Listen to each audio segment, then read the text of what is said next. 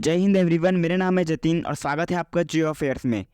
देखो, आज हम बात करेंगे कि ऐसा क्यों कहा जा रहा है कि भारत एक ग्लोबल पावर बनकर उभर रहा है।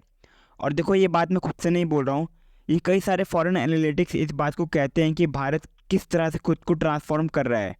और इन बातों को अब ज़्यादा इसलिए डिस्कस किया जा रहा है क्योंकि भारत ने हाल ही में G20 समिट में अपने बनाए हुए डिक्लेरेशन को पास करवा दिया था। अब आप सोचेंगे कि इस डिक्लेरेशन में ऐसा क्या खास था। देखो, ये बात आप सब जानते हो कि रशिया यूक्रेन का जो आज के टाइम में वॉर चल रहा है, इसको देखते हुए पश्चिमी देश अमेरिका रशिया के बीच टेंशन्स ऑल टाइम हाई पर है। और इस डिक्लेरेशन का कनेक्शन इन सब से है। मैं आपको समझाता हूँ। देखो, भारत ने G20 समिट डिक्लेरेशन में पहले तो रशिया यूक्रेन वॉर के बारे में मुश्किल से 3 या 4 बार मेंशन किया। नहीं तो इससे पहले जो G20 समिट हुआ था इंडोनेशिया में, उसमें सबसे important topic Russia Ukraine war ही था। लेकिन भारत ने रशिया यूक्रेन वॉर के बारे में इतनी कम बार लिखा था। फिर भी भारत ने सभी देशों से, जिसमें पश्चिमी देश अमेरिका भी आते हैं, सब ने भारत के डिक्लेरेशन को पास कर दिया। यहाँ मैं आपको बता देता हूँ कि ऐसा नहीं है कि भारत यूक्रेन को हेट करता है। देखो, रशिया यूक्रेन वॉर को 2 साल होने वाले हैं, लेकिन रशिया के प्रेसिडेंट व्लादिमीर पुतिन का कहना है कि पता नहीं ये वॉर कितने सालों तक चले। तो भारत का सीधा पॉइंट ये था कि रशिया यूक्रेन वॉर तो चलती रहेगी, तो क्या हम सारा G20 समिट में इसी टॉपिक को डिस्कस करेंगे।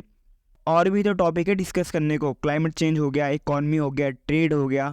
तो देखिए, भारत का सीधा स्टांस ये था कि हमें आगे बढ़ते रहना होगा। और भारत का G20 इसलिए भी खास रहा है क्योंकि भारत ने अफ्रीका यूनियन को G20 का पार्ट बना दिया।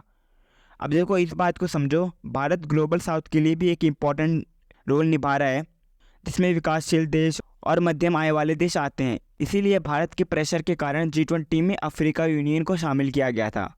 और अफ्रीका यूनियन में पूरे 55 देश आते हैं, जिससे यूनाइटेड नेशन में भारत को परमानेंट सीट मिलने की दावेदारी मजबूत होती है।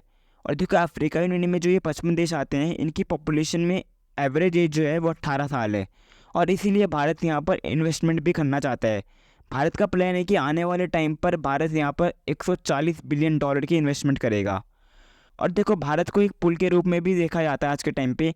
फॉरेन एनालिटिक्स कहते हैं कि क्योंकि भारत ही अकेला ऐसा देश है जो रशिया, अमेरिका, EU इन सब के साथ अच्छे रिलेशन एंजॉय करता है। हालांकि आप भी इस चीज़ को लेकर प्राउड फील करते होंगे कि भारत किस तरह से खुद की फॉरेन पॉलिसी को एक नया रूप दे रहा है। इसका सबसे बड़े एग्जांपल मैं आपको देता हूँ, जो कि पुराना हो गया है लेकिन आज भी सबको ये याद है। और वो है भारत का EU और अमेरिका के द्वारा लगाए गए सैंक्शन के बावजूद भी रशिया से क्रूड ऑयल परचेस करना।